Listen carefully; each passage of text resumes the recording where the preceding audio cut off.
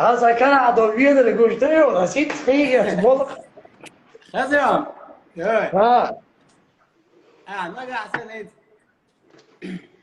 انت والله سبحان الله ادلنا يا دوسي خزيهم ما عادي خلي تعالي الماش تيجي وش مدار دري بيتزا در باشه لا بيتزا اخواشم خلي ترغش بيت تيجي تقولي داخل بدوا بيتزا تقولي وقت مال خانج وعملش دواعي ما خاج ما اش ذسكات يا شيء مسخن نكتي تلمض عاوة بيد الحوايا عند عشود وريت أصلي دواعي عيال صبر ده ايش خلص ما نعطي صوبتي هي في فيديو شو أخي يتيسا يسام ها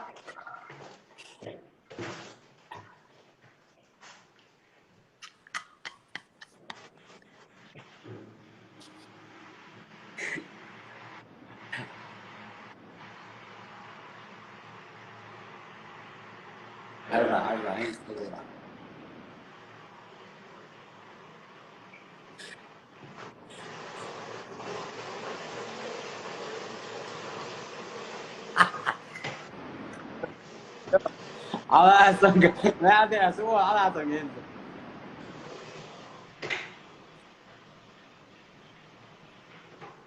يو غير ما دهت تو ليبو اما وير ده توقيتي تو ليبو حوصل فيديو شو أخي دور دوز ما خاج قي دول ديش دودي صوبتي وديلا اوه مولد ناس تو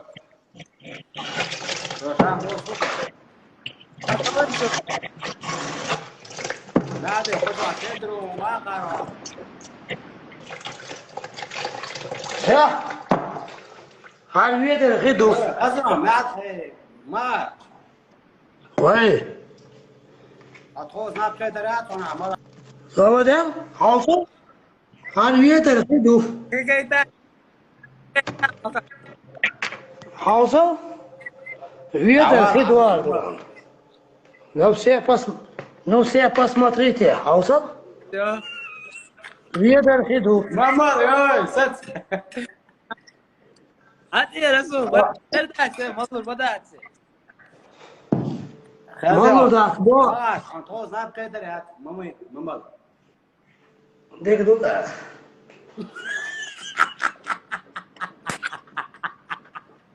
ورينا الذي كاتيا